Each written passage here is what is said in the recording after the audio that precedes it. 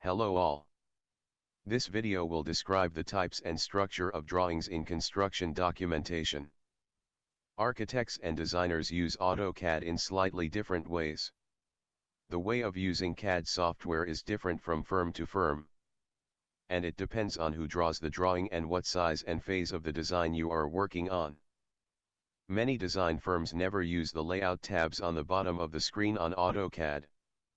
Some firms use AutoCAD only for schematic design purposes. Some designers use this application for presentation purposes too.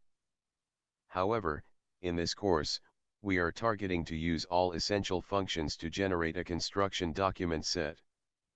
A set of drawing including a cover sheet and general project information, floor plans, furniture and finish plans, ceiling plans, elevations and sections, and details drawings is a typical, fundamental construction document for an interior design project. For detailed information about the types of drawings, please refer to the book Construction Drawings and Details by Kilmer, W.O.D., and Kilmer, Rosemary. I hope this information clarifies what you will work on in this AutoCAD project. Thank you.